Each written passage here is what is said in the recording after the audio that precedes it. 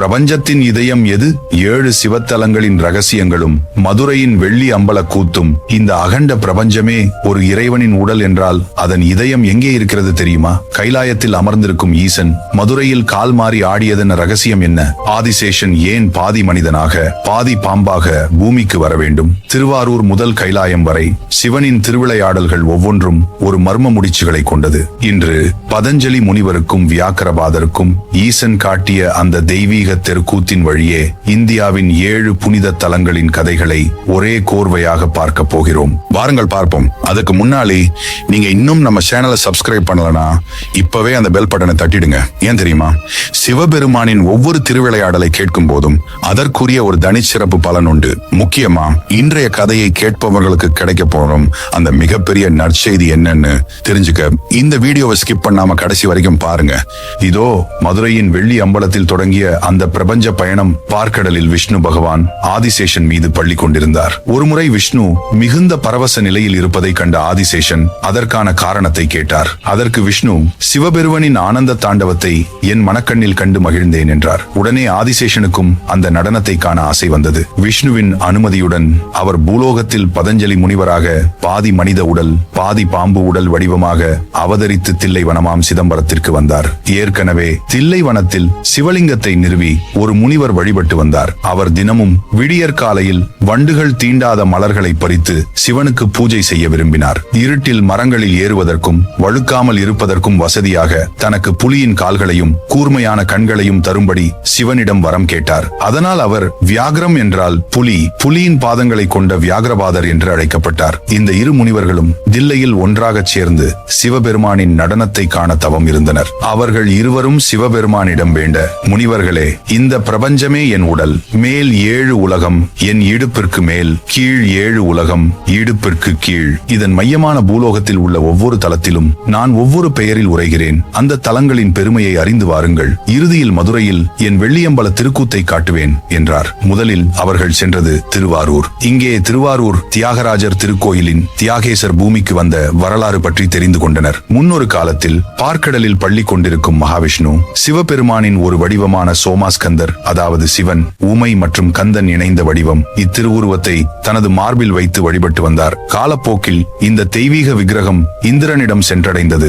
இந்திரன் அதை தேவலோகம் கொண்டு சென்று மிகவும் பயபக்தியுடன் பூஜித்து வந்தார். பூலோகத்தில் திருவாரூரை தலைநகராக கொண்டு முசுகுந்த சக்கரவர்த்தி என்ற சோழ மன்னன் ஆட்சி செய்து வந்தார். அவர் சிறந்த சிவபக்தர். ஒருமுறை தேவலோகத்தில் இந்திரனுக்கும் வலாசுரன் என்ற அசுரனுக்கும் இடையே போர் மூண்டது. அசுரனை வெல்ல முடியாமல் தவித்த இந்திரன் முசுகுந்த சக்கரவர்த்தியின் உதவியை நாடினார். முசுகுந்தர் தேவலோகம் சென்று அசுரர்களை அழித்து இந்திரனுக்கு வெற்றியை தேடி தந்தார். வெற்றியால் மகிழ்ந்த இந்திரன் முசுகுந்தரிடம் உனக்கு என்ன வரம் வேண்டும் என்று கேட்டார். முசுகுந்தர் இந்திரன் பூஜித்து வந்த அந்த அபூர்வமான தியாகராஜர் சோமாஸ்கந்தர் விக்கிரகத்தையே தனக்கு தரும்படி கேட்டார். இந்திரனுக்கு அந்த விக்கிரகத்தை பிரிக்க மனமில்லை. எனவே தேவலோக சிற்பியான மயனை வரவழைத்து தான் வைத்திருந்த தியாகராஜர் விக்கிரகத்தை போலவே இன்னும் 6 விக்கிரகங்களை செய்ய சொன்னார். அசல் விக்கிரகத்துடன் சேர்த்து மொத்தம் 7 விக்கிரகங்களையும் முசுகுந்தரின் முன் வைத்தார் இந்திரன். இதில் நீ கேட்ட உண்மையான விக்கிரகத்தை கண்டுபிடித்து எடுத்துக்கொள் என்று கூறினார். சிவபெருமானின் அருளால் முசுகுந்தர் உண்மையான தியாகராஜரை சரியாக அடையாளம் கண்டு சுட்டிக்காட்டினார். முசுகுந்தரின் பக்தியை கண்டு வியந்த இந்திரன் உண்மையான தியாகராஜர் சிலையோடு மற்ற 6 சிலைகளையும் முசுகுந்தரிடமே கொடுத்து விட்டார். முசுகுந்த சக்கரவர்த்தி அந்த 7 சிலைகளையும் பூமிக்கு கொண்டு வந்தார். திருவாரூரில் அசல் தியாகராஜர் சிலையை பிரதிஷ்டை செய்தார். மற்ற 6 சிலைகளை சுற்றியுள்ள பிற கோயில்களில் பிரதிஷ்டை செய்தார். இவை அனைத்தும் சேர்ந்து சப்த விடங்க தலங்கள் என்று அழைக்கப்படுகின்றன. அடுத்து நீர்த்தலமான திருவானைக்காவல். இங்கே ஜம்புகேஸ்வரர் திருக்கோயிலின் தலவரலாறு மிகவும் சுவாரஸ்யமானது. ஜம்பு, அதாவது வெள்ளை நாவல் மரத்தின் அடியில் குடிகொண்டதால் இறைவனுக்கு ஜம்புகேஸ்வரர் என்று பெயர் வந்தது. இக்கோயிலின் இறைவன் ஜம்புகேஸ்வரர் என்றும் இறைவி அகிலாண்டேஸ்வரி என்றும் அழைக்கப்படுகிறார்கள். முன்னொரு காலத்தில் கைலாயத்தில் சிவபெருமானுக்கு தொண்டு செய்து வந்த மால்யவான், புஷ்பதந்தன் என்ற 2 சிவகணங்களுக்கிடையே போட்டி ஏற்பட்டது. இதன் விளைவாக அவர்கள் ஒருவரையொருவர் சபித்துக் கொண்டு பூலோகம் வந்தனர். மால்யவான் சிலந்தியாகவும் புஷ்பதந்தன் யானையாகவும் பிறந்தனர். காவிரி ஆற்றங்கரையில் ஒரு வெண்ணாவல், அதாவது ஜம்பு மரம் அடியில் சிவலிங்கம் ஒன்று இருந்தது. வெயிலின் தாக்கமும் மரத்தின் சருகுகளும் லிங்கத்தின் மீது விழாமல் இருக்க சிலந்தி அந்த லிங்கத்தின் மேல் அழகாக வலை பின்னி பாதுகாத்து வந்தது. யானையானது தினமும் காவிரி ஆற்றில் இருந்து தன் துதிக்கையில் நீர் கொண்டு வந்து லிங்கத்திற்கு அபிஷேகம் செய்யும். அப்போது லிங்கத்தின் மேலிருந்து இருக்கும் சிலந்தி வலையை குப்பை என நினைத்து அழித்துவிட்டு நீர் ஊற்றி வழிபடும். இது தினமும் தொடர்ந்தது. தன் வலையை தினமும் அழிப்பது யார் என்று கோபமடைந்த சிலந்தி ஒரு நாள் யானையின் துதிக்கைக்குள் புகுந்து கடித்தது. வலியால் துடித்த யானை தும்பிக்கையை தரையில் அடித்து இறந்தது. துதிக்கைக்குள் இருந்த சிலந்தியும் இறந்தது. இவர்களின் பக்தியை மெச்சிய சிவபெருமான் இருவருக்கும் மோட்சம் அளித்தார். யானை வழிபட்டதால் இத்தலம் திரு ஆனைக்கா என்று பெயர் பெற்றது. யானையை கொன்ற பாவத்தால் அடுத்த பிறவியில் அந்த சிலந்தி சோழ மன்னனாக பிறந்தது. அவரே கோச்செங்கட் சோழன். முற்பிறவி ஞாபகத்தால் யானைகள் ஏற முடியாதபடி மிக குறுகிய வழிகளை கொண்ட படிகள் அமைத்து உயரமான இடத்தில் கருவறையை அமைத்தார். இதுவே மாடக்கோயில் என்று அழைக்கப்படுகிறது. அதே சமயம் ஒருமுறை கைலாயத்தில் பார்வதி தேவி சிவபெருமானை ஏளனம் செய்ததால் பூலோகத்தில் பிறந்து தவம் செய்யும்படி சிவன் பணித்தார். அதன்படி அம்பிகை தலத்திற்கு வந்து காவிரி நீரை கையில் பிடித்து லிங்கமாக செய்து வழிபட்டார். நீரால் ஆன லிங்கம் என்பதால் இது அப்பு லிங்கம் எனப்படுகிறது. அம்பிகையின் தவத்திற்கு இணங்கி சிவபெருமான் அவளுக்கு காட்சி தந்து குருவாக இருந்து உபதேசம் செய்தார். எனவே இத்தலத்தில் சிவனும் அம்பாளும் கணவன் மனைவியாக இல்லாமல் குரு சீடராக வீற்றிருக்கின்றனர். இதனாலேயே இங்கு திருக்கல்யாணம் நடைபெறுவதில்லை. அடுத்து அக்னி தலமான திருவண்ணாமலை. இங்கே இறைவன் அருணாசலேஸ்வரர். திருவண்ணாமலை அக்னி தலம் என்று போற்றப்படுகிறது. அடியும் முடியும் காண முடியாத அண்ணாமலையாராக ஈசன் உருவெடுத்த அந்த பிரம்மாண்டமான தல வரலாறு இதோ. முன்பொரு காலத்தில் படைப்பு கடவுளான பிரம்மாவுக்கும் காக்கும் கடவுளான மகாவிஷ்ணுவுக்கும் இடையே தங்களில் யார் பெரியவர் என்ற போட்டி ஏற்பட்டது. இந்த வாக்குவாதம் பெரும் போராக மாறியது. அப்போது தேவர்கள் அனைவரும் பயந்து சிவபெருமானிடம் முறையிட்டனர். அவர்கள் இருவரின் ஆணவத்தை அடக்க எண்ணிய சிவபெருமான் அவர்கள் முன்னே ஒரு மாபெரும் அக்னி பிழம்பாக காட்சியளித்தார். உங்களில் யார் இந்த அக்னி தூணின் அடியையும் முடியையும் காண்கிறீர்களோ அவரே பெரியவர் என்று ஒரு அசரீரி ஒலித்தது. மகாவிஷ்ணு ஒரு பன்றி அவதாரம் எடுத்து பூமியை தோண்டிக் கொண்டு விதவிதல பாதாள உலகங்களுக்கு அடியை தேடிச் சென்றார். எவ்வளவு ஆழம் சென்றும் அவரால் அடியை காண முடியவில்லை. இறுதியில் என்னால் காண இயலவில்லை என்று தன் தோல்வியை ஒப்புக்கொண்டு திரும்பி வந்தார். பிரம்மா அன்ன பறவையாக உருவெடுத்து முடியை காண மேலே பறந்தார். பல ஆண்டுகள் பறந்தும் அவரால் உச்சியை காண முடியவில்லை. பிரம்மா மேலே பறந்து கொண்டிருந்த போது ஈசனின் முடியிலிருந்து கீழே விழுந்து கொண்டிருந்த தாழம்பூவை சந்தித்தார்.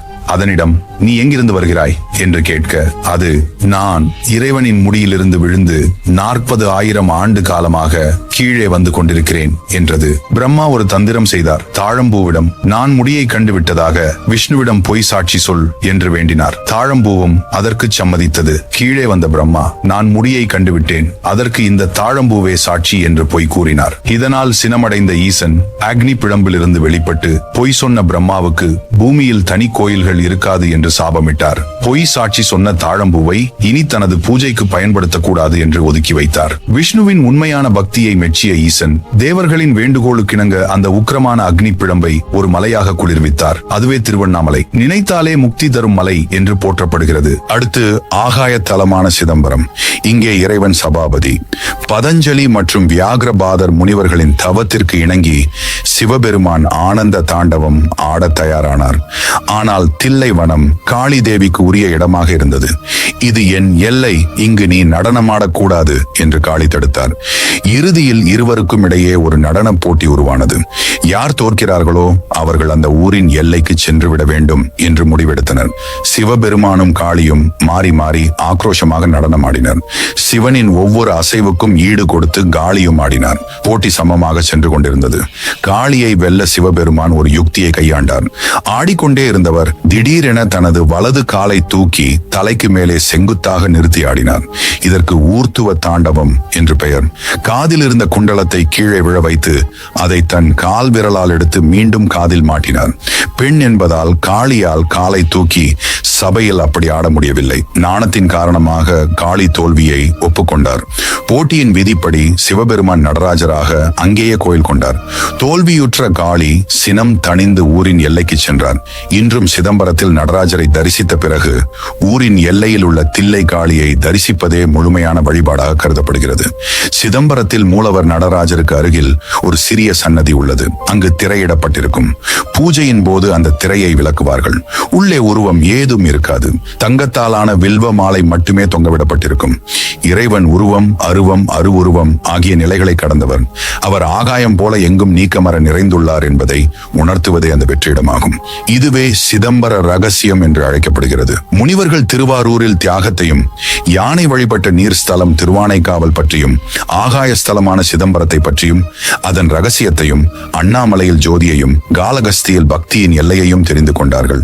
ஒரு வேடன் தன் கண்ணையே கொடுத்த வாயு ஸ்தலமான காலகஸ்தியில் ஈசன் ஒரு அசையும் தீபமாய் உயிரோடு இருக்கிறார் என்பதை கண்டனர்.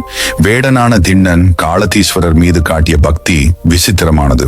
வாயில் ஆற்று நீரை சுமந்து வந்து அபிஷேகம் செய்வார். காட்டில் கிடைத்த இறைச்சியை பதம் பார்த்து இறைவனுக்கு படைப்பார். அவரது பக்தியை உலகிற்கு உணர்த்த ஈசன் ஒரு திருவிளையாடல் புரிந்தார். ஒரு நாள் லிங்கத்தின் ஒரு கண்ணில் ரத்தம் வழிந்தது. பதறி போன திண்ணன் தன் கண்ணை பிடுங்கி லிங்கத்தின் கண்ணில் வைத்தார். உடனே மற்றொரு கண்ணிலும் ரத்தம் வழிந்தது. மறு கண்ணையும் பிடுங்கிவிட்டால் அடையாளம் தெரியாது என்பதால் லிங்கத்தின் கண்ணிருக்கும் இடத்தை தன் காலால் அடையாளம் வைத்துக் கொண்டு இரண்டாவது கண்ணையும் பிடுங்க முயன்றார். அவரது அசாத்திய பக்தியை கண்டு உருகிய ஈசன் அவர் கையை பிடித்து தடுத்து நில்லு கண்ணப்பா என்று அழைத்து முக்தி அளித்தார். இதனால் தான் இன்றும் காளஹஸ்தியில் கண்ணப்பருக்கு முதல் மரியாதை அளிக்கப்படுகிறது. இக்கோயிலின் கருவறையில் 2 தீபங்கள் எப்போதும் எரிந்து கொண்டிருக்கும். கருவறைக்குள் காற்று நுழைய முடியாதபடி கதவுகள் மூடப்பட்டிருந்தாலும் ஒரு தீபம் மட்டும் காற்றில் அசைவது போல எப்போதும் ஆடிக்கொண்டே இருக்கும். இதுவே ஈசன் அங்கு வாயு வடிவில் இருப்பதை உணர்த்தும் அறிவியல் கலந்த ஆன்மீக அதிசயம். புராணப்படி ராகுவும் கேதுவும் ஈசனை வழிபட்டு தங்களின் கிரக தோஷங்களில் இருந்து நிவர்த்தி பெற்ற தலம் இது. எனவே இன்றும் இது உலக புகழ்பெற்ற நாக தோஷ நிவர்த்தி தலமாக விளங்குகிறது. காசி அல்லது வாரணாசி இது வெறும் நகரம் அல்ல, சிவபெருமானின் திரிசூலத்தின் நுனியில் தாங்கப்பட்டிருக்கும் ஒரு தெய்வீக உலகம். கலியுக பிரளய காலத்தில் உலகம் முழுவதும் நீரால் மூழ்கும் போது எல்லா நகரங்களும் அழியும். ஆனால் காசி மட்டும் அழியாது. ஏன் தெரியுமா? சிவபெருமான் காசி நகரை தனது திரிசூலத்தின் நுனியில் தூக்கி பிடித்துக் கொள்வார் என்பது ஐதீகம். பிரளயம் முடிந்த பின் மீண்டும் உலகை படைக்கும் போது அந்த திரிசூலத்திலிருந்து காசியை கீழே இறக்கி வைப்பாராம். அதனால் தான் இதற்கு அவிமுக்த கஷேத்திரம், அதாவது எப்போதும் கைவிடப்படாத தலம் என்று பெயர். பார்க்கடலை கடைந்து வந்த அமிர்தத்தை அசுரர்களிடமிருந்து காக்க கருடன் எடுத்துச் சென்றார்.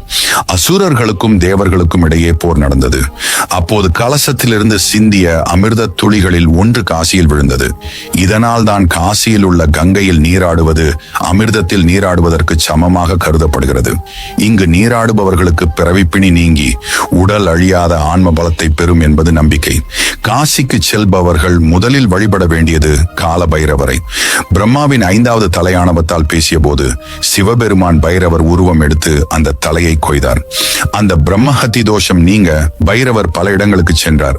இறுதியில் காசிக்கு வந்தபோது பிரம்மாவின் கபாலம் அவர் கையை விட்டு அகன்றது.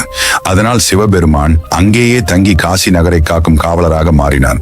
காசியில் பாவம் செய்பவர்களை தண்டிப்பதும் புண்ணியம் செய்பவர்களை காப்பதும் இவரே. இந்த உலகம் ஒரு மாயை, உணவு கூட மாயைதான் என்று சிவபெருமான் கூற கோபம் அடைந்த பார்வதி தேவி மறைந்தார். உலகம் உணவின்றி தவித்தது. பிறகு தேவியே காசியில் அன்னபூரணியாக அவதரித்து அனைவருக்கும் உணவளித்தார். அப்போது சிவபெருமானே ஒரு யாசகர் போல வந்து உலக உயிர்களின் பசி தீர்க்க தேவியிடம் உணவை பெற்றுக் கொண்டார். காசியில் இன்றும் எவரும் பசியோடு உறங்குவதில்லை என்பது ஐதீகம். காசியின் மிக முக்கியமான ரகசியம் அதன் மணிகர்ணிகா படித்துறை. இங்கு எரியும் சிதை நெருப்பு பல ஆயிரம் ஆண்டுகளாக அணைந்ததே இல்லை. காசியில் ஒருவர் உயிர்விடும் தருவாயில் ஈசனே அவர்கள் காதில் ராம் எனும் தாரக மந்திரத்தை ஓதி அவர்களை தன்னுள் ஐக்கியப்படுத்திக் கொள்கிறார். முடிவாக இறைவனின் இருப்பிடமான கைலாயம். இங்கே இறைவன் ஸ்ரீகண்ட பரமேஸ்வரர். கைலாயம் என்பது இந்து தர்மத்தின் உச்சகட்ட புனித தலம். இது வெறும் மலை மட்டுமல்ல, சிவபெருமானின் நேரடி இருப்பிடமாகவும் பிரபஞ்சத்தின் மையப்புள்ளியாகவும் கருதப்படுகிறது.